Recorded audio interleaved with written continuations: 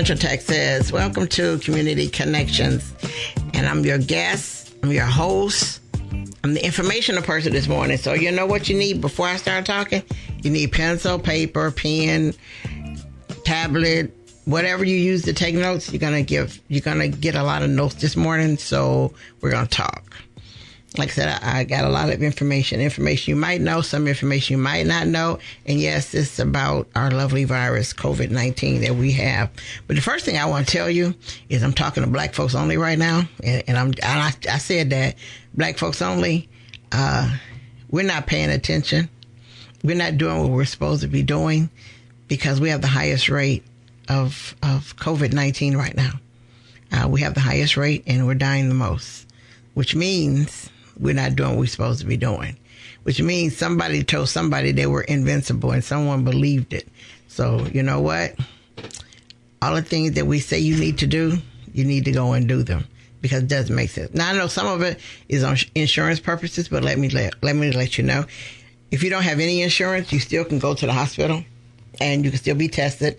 And if you have the virus and they keep you, it's fine. Because remember when our president signed that bill included for the hospitals to be paid for people who have no insurance, who get the virus and have to be committed. The hospitals will get paid. So they won't deny you. They can't deny you because they're going to get their money as part of the care package, the We Care package that was passed. So if you are sick and you have all the symptoms that they say you're supposed to have, don't say I don't have no insurance, so I'm not going. Just go, because like I said, the hospitals are being reimbursed for people who come in with no insurance. So let's not let that not be why you don't go. Let's go. Also, on my show last week, you remember I had Dr. Christine Mann. If you missed the show, you can go back to our KISS website, to my show, Community Connections. It's part 1 and part 2. And you can download it. You can send it to anybody you want to send it to. But by all means, if you didn't hear it, I think you should hear it. Because I swear, when she got finished, I thought I was an expert. I mean, because she didn't give it to you in these big, huge doctor terms, like some people talk over your head. She didn't do that. She gave you the pertinent information. I think Joe, who's sitting here, can admit we were experts when we left. We knew everything he needed to know, and I love that. And I also like the fact that she's on call for us. If Mel's or Joe or whatever, we decide to call her and say, hey, whatever, she's going to do it. And just to let you know too, she has weekly town hall meetings every Thursday at 6. You go to Christine Mann for Congress, because she is running for office for Congress, and you can listen to her updates, because she's giving updates every Thursday at her town hall. You can ask her questions, and she's doing so. But last week after she left the show, we went to the homeless shelter to talk to the homeless, and guess what? Only thing they knew is that the virus was a resemblance of the flu. That's it.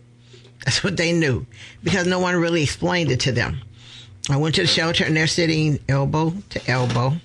And you know how we all felt. They're sitting there, and because they have to be there. They're sitting that way, and we were like, oh, gee whiz, So, and also what we realized is that when our governor gave the address on what we're supposed to do, he didn't mention shelters.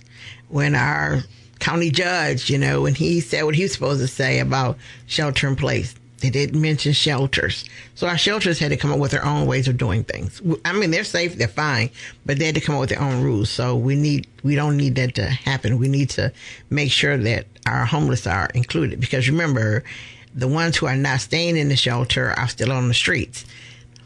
We also passed out information to some of the homeless we saw on the street. We just, we gave them some information they can take away and have, because they're a danger of catching it and passing it and really causing a catastrophe.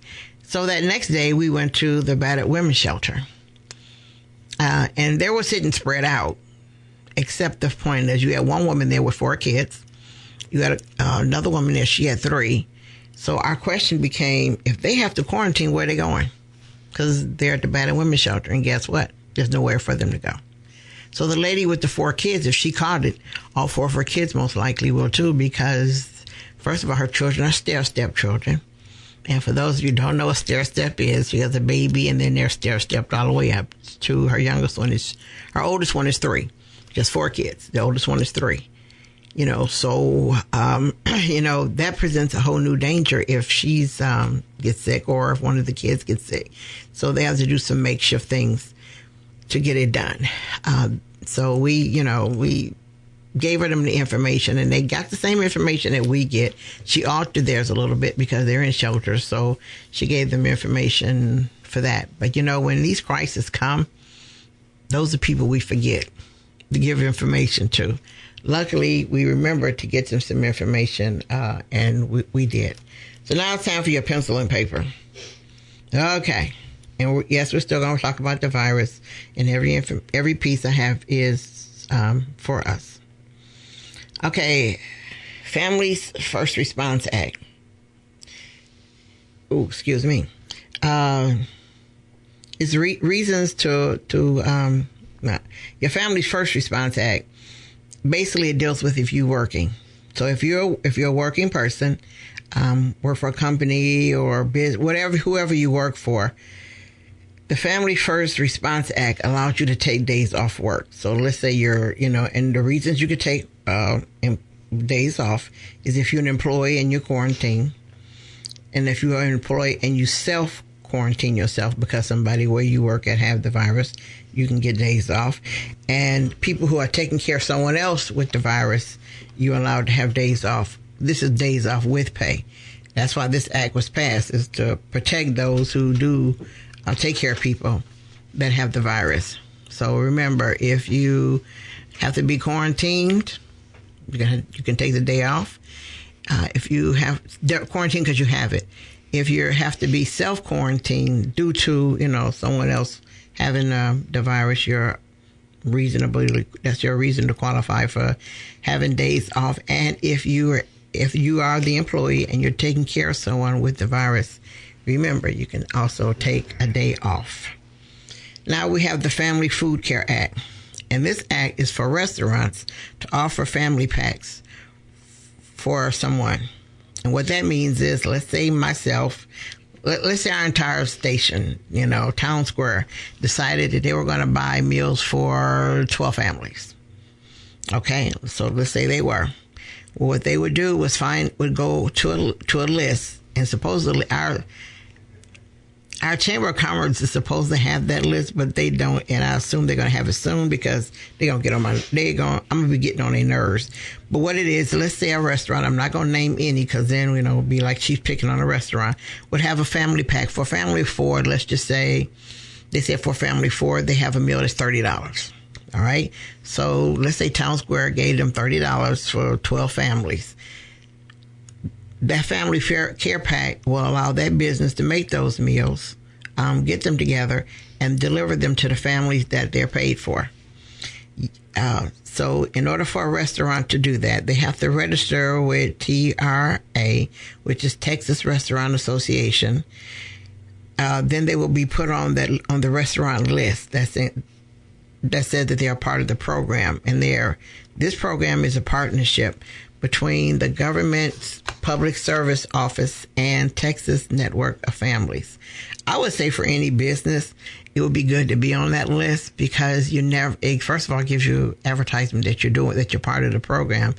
And our restaurants that are doing these things already, somebody else needs to know that you're doing it so that it can be passed around, because when people contact their chambers of commerce, or if they go to Texas Restaurant Association, your restaurant will be on there and you'll be able to be a part of the process of food, because as we know right now, a whole lot of families are suffering because they're out of work. They're out of work. You're not going to, as unemployment, we know you don't get the same pay for unemployment that you did when you were employed. So all that changes and all that's different. So any restaurant that wants to be part of the Family Food Care Act need to go to your Texas Restaurant Association. You don't have to be a member of. It's not a membership place either. It's where you're going to list your business as being part of the program. So it's not you're going to be paying membership and all this stuff. You're not going to be doing any of that. So don't worry about that. Don't get hung up in that part. just register your business that you're part of the Family Food Care Act. And that is what it's called, the Family Food Care Act. That is what it is, and that's what you do. So restaurants, hopefully that you will apply. Okay, there is a COVID hotline for Bell County, and this hotline is for places that somebody has the virus, but they still have everybody there working. As we found out this week, there's a company that we have in Killeen that someone has the virus and people are still going to work every day. So if you do know of that or have a suspicion of that, the Bell County hotline number is 254-933-62. Hold up. It left me.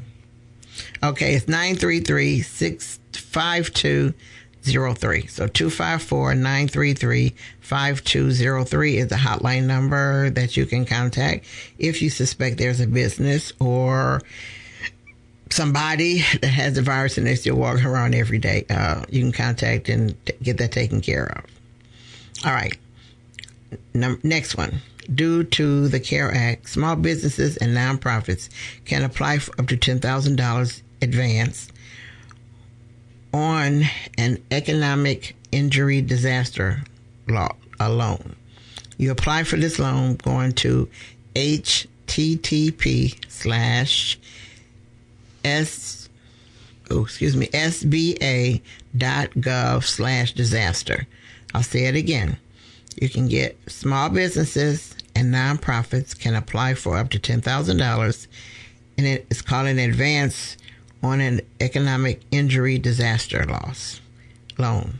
You can apply for it at http://sba.gov/disaster.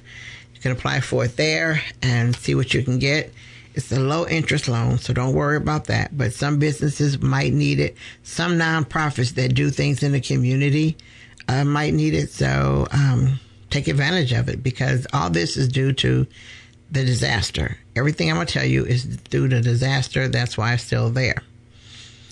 Also, due to disaster, those that are on WIC and also those that get what is the other one? SNAP. Yes, WIC, SNAP. It's going to expire. It's going to be automatically renewed. So don't worry about that. They did make some changes for WIC because they're trying to make it right now, just because of the disaster, not forever, but they're trying to make some changes with WIC to see if WIC would allow recipients to get food through takeout in other means. So they're going to check for that, but that will only be for the disaster. It won't be for anything else. But any changes that is made to WIC, you can go to, and it's all caps, TexasWIC.org. So it's all caps. TexasWIC is caps.org. And all the changes that they've put in for WIC, if you want to find out if those are approved, go there. Go to that website, and you'll find out if they allow you to buy, if they're going to allow WIC recipients to get things from takeout restaurants due to this disaster, because since you can't sit in restaurants at all. Also, the lovely store of Walmart, they're going to be limiting the number of people that come into the store. And that's going to start this weekend. So we'll say it already started. And the reason why they're doing that is because people, instead of them going to the store by themselves, they bring their whole family. So not really, they've been asking you to only come yourself and leave your family at home, but people aren't adhering to that. They bring the whole family. Well, now if you bring your whole family, you're going to be kind of stuck, because they're not going to count you as a family. They're going to count you person by person.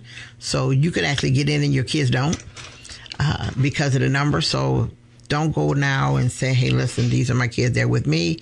No, they're putting people by numbers. And they don't know how many they're going to put in, because it depends on the square footage of the store. So they don't have a list of how many they're going to put in. All right, those who live in Coryell County disaster declaration is to May 4th. So remember, theirs is to May 4th. Not all counties have to be the same, and so theirs is different. So it's May 4th. Also, once again, I'll go over, but I'm named them twice. Your renewal requirements for SNAP and Medicaid during the COVID-19 crisis will automatically be renewed. So you don't have to worry about going to get that renewed. It would automatically be done for you. So don't worry about that. Also, now we're going to talk about something else that we've been doing. Lately, instead of going to meetings, we've been using Zoom, which is good, which is fine. But some of us have been using Zoom and not having you sign in on a number, with a number, a code. We've been just, hey, listen, I'm doing a Zoom meeting at 7 o'clock and, just jump in. Well, when you do that, you have some idiots and they're called Zoom bombing. So you have people doing Zoom bombing, and what Zoom bombing is, and on the site it's calling people trolls. But anyway, it says when trolls of the internet, they use their own platform, they start screen sharing their own things that they want you to see, which we know some of it is graphic and crazy, but they're doing this to people who, when they do Zoom, don't have a code for their meeting. They come in, the Zoom bombers come in, and like I said, they're calling them trolls, but they come in and force their content onto your project that you're doing. So they force theirs on there, and it's causing the host to shut down. So, be careful. So those that are using Zoom, I'm not saying don't use Zoom, but when you use it, make sure you have a code that people have to get in there on, because if not, one of the trolls can come Zoom bomb you and take over your meeting with their stuff. And we don't want that to happen at all. So when we use Zoom, and I assume that it'll probably be for all of the ones we use, because there's more than just Zoom out there that you can use to have a meeting with and actually have this crazy contact with. But like I said, most of us who are having meetings now, we're doing it through Zoom. So just make sure that you have a code, and make sure that if you get on anybody else's Zoom meeting, make sure they have a code. So, just don't get on there with openly, because remember, you got Zoom bombers, and you can't say who it is because you don't know. They don't let you know. So instead of letting that happen and some graphic content ends up on your Zoom project, protect it with a code. So let's remember that, and let's start doing that, because I'm sure you don't want any Zoom bombing while you're conducting business on Zoom or any of those sites. I'm sure you don't want that. All right. Am I finished yet? Nope, not. All right. More than $300,000 was allocated to fund for meals for area seniors during this outbreak. Central Texas area ongoing has the funds to do this. So if you have any senior citizens during this time that cannot leave their house or won't leave their house, because you have some senior citizens, and not that they can't leave, they're not going nowhere. Because the age group of 60 and above is supposed to stay in the house, because you're the ones with the weakest system and whose immune system is not as strong as I'm not going to say it should be, but it's just not that strong anymore because of your age. And not everybody's like that. So look, I'm not going to say everybody over 60 is doomed, but a lot of our senior citizens aren't coming out. So the allocation for the funds for the meals in the area, in our Central Texas area, you need to give them the number. Either you call for them, but it's Central Texas area Department of Aging. They're the ones who have the fund. And in order for you to let them know, a senior citizen, or if you are a senior citizen, you need to contact Hill Country Community Action. The phone number is 932. Wait a minute, this is all wrong. Hold up. Okay, it's 933-325-5167. The extension is 227. And it starts you to begin the process, because you do know it's an intake form.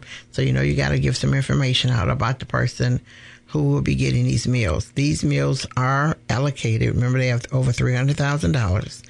and the funds are for senior citizens. So don't think the funds are for you if you're under 60. They're not for you. I'm sorry to say there's no funding for you. But give them the phone number, and it's 933.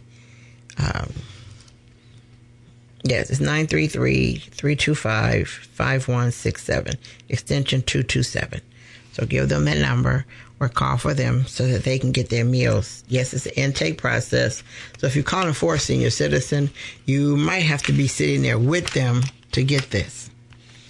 Also, we do know that our elections in Bell County, your runoff election, I'll say first, that we have, Bell County, we have a runoff election coming up, and it's going to be in July. So it's going to be July when that election is held, so be ready. I know it's a bad time because hopefully we'll be free by then to leave our house and live a life, because it's not going to be a normal life because all our lives will have changed by then. So the life we were leaving before this is going to be a different life when we get back, because we're going to have different thoughts. You know, most of us by then will probably be germophobics. That's one thing we'll all become because right now I think we're using more hand sanitizer than we have in life. We're wearing more gloves than we have. And speaking of gloves, you know what? Be careful how you're using the gloves, because you know what we're doing? Okay, I'll say today, I got gas when I got here, on the way here. But I put on the gloves, pumped the gas, but I did remove the gloves and threw them away before I got back in my vehicle. Because if I hadn't have done that, I would have took the germs off the gas pump and put them on my vehicle and my keys in my car. So I would have done myself no justice at all. So remember, if you're going to wear gloves when you pump gas or do anything, before you go back and touch what's yours or touch anything else, remember that if you're in a grocery store, it's weird wearing gloves in a grocery store, because this is what you're doing. You're going to go in a grocery store, you're going to touch the cart. All right, that's number one. So are you going to throw away the gloves when you get through touching the cart? No, you're not. You're going to wear those gloves all through your shopping, okay? So you're transferring germs from the cart to germs, whatever you're buying. You just, and everything you buy, you're touching it. So those same germs, those same gloves, you're transferring it. Crossing it over, and then you're gonna take your card that you're gonna buy your stuff with out of your purse or your pocket. So you're just transferring all over the place. So you might want to think about that when you do the gloves, because there's cross contamination. Also, if you're wearing gloves, remember to take them off properly, because there is a way to take off gloves without your hands ever touching the outside of the glove. So when you do that, learn how to take your gloves off properly, very properly. And also remember how you're supposed to wash your hands. You're supposed to wash your hands the normal way you do. Wash them, rub them together. But you also got to do the back. You got to do inside the crevices of your fingers, and you have to do your thumb. So if you had on some white gloves, the white gloves, by the time you get through, and let's say you took some white gloves and you took some green paint, you put it on the glove. So when you get through washing your hands, the entire glove should be green. The whole glove should be green. No parts of that glove should you see the color. So that's how you have to remember to wash your hands. That whole glove, like I said, should be green. I should see no color of the original color of that glove nowhere around. It should all be one color. So remember that when you're washing your hands, you're supposed to wash them, constantly. Because that is a proper way, because no matter whatever we touch, the germs are airborne. And remember your hand sanitizer. Keep it with you. Keep it in your vehicle. Keep it all over the place. But I'm going to give you a secret that's unusual. During this time, in a lot of places, the one thing you could not find was hand sanitizer. So people began freaking out. So you can make your own hand sanitizer. One, you can buy some aloe vera gel, get you some alcohol, and get an essential oil. Mix it together in a bowl till the consistency is what you want, and put it into a bowl, and put it into a jar or whatever you want to use. But you can make your hand sanitizer that way, or if you want to do it a little more natural. And this is what I said, because alcohol is natural, but alcohol dries out your skin, so it's not exactly great. So I don't want nobody to be laughing when I say this, But you can also, to make hand sanitizer, first of all, remember the item you use has to be distilled, and alcohol is. But there's something else you can use. You can go to that famous place called your neighborhood liquor store, and you get some Everclear, and you do the same thing. You use Everclear, your aloe vera gel, and a essential oil. You don't have to use an essential oil, but most of the people want their hand sanitizer to have a nice smell, so you can use an essential oil. Yes, I did say Everclear, and I do know what it is, but it's distilled. And it smells like alcohol. Not drinking alcohol. It smells like rubbing alcohol, even though it's not, but you won't get arrested. But I'm just saying that that's another method you can use to make some hand sanitizer. And believe me, I made some over this break, and people thought I had lost my mind. But, as I got older, I learned science. And you can use that, though, as a hand sanitizer. So when you run out and you see some aloe vera gel, remember that you do have a way of making your own hand sanitizer. To me, it's a lot of fun, but you can make it in one of the two ways. So remember, you can either use rubbing alcohol or you can use Everclear. I mean, and liquor stores might look kind of weird because people going in and buy Everclear, but hey, you know what? It's for a good cause. So those are your secrets of making hand sanitizer. And like I said, the reason you can use Everclear because your alcohols are distilled. And most people forget that, but clearly on the bottle it says distilled. But we never look at that because, men don't look at it anyway. I don't think they look at it either. But anyway, no one does. But it does say those famous words, distilled, and that's exactly what you want. So you can make your own hand sanitizer. And after this is over with, I'm sure everybody will be having a hand sanitizer in their house to clean their entire house upside down. But those are the means you can make your own, just in case they run out. And most stores have ran out; they don't have any. So make sure you keep hand sanitizer. Make sure you give your kids hand sanitizer. Make sure everybody has hand sanitizer. And also, speaking of kids, last week it was warm for a couple of days, and I saw all I shouldn't see. What I mean is I saw kids outside playing. Like siblings outside playing, that's cool because they live in the same house. But I saw kids playing with other kids that, they normally play with, but there were kids playing with other kids. Parents, no, can't do that. You got to remember, kids can't play, first of all, 6 feet away from each other. They're not going to do that. They're not. They're going to play tag and all those other things. So be careful of that and let your kids, if you send your kids outside, make sure they're playing with themselves. Just them, just the siblings, or if you have one child, make sure that one child, if they're outside, they're playing by themselves, not with the kids down the street. So you got to be careful of that, be mindful of that, because we're doing nothing but spreading more germs. And, kids are the greatest germ spreaders of the world because they just are. And the smaller the child, the more germs they spread because they don't know not to touch the ground and then you. They don't know how to not hug my friend and then come touch you. They don't. That doesn't sink, and they don't remember to wash their hands as much as everybody else. So please, adults, don't do that. And, last week I went to the store. I saw a lady I hadn't seen in like years. The first thing she did was went up to hug me. And I'm like, I'm back. I'm like, hey, back. She said, oh, girl, we cool. No. And I'm like, wow. I'm like, she was actually coming up to me. Well, wait a minute. And we backed up and we did the elbow greeting. But she had forgot totally about it. And she was going to come up to me. I'm like, wait, can't do that.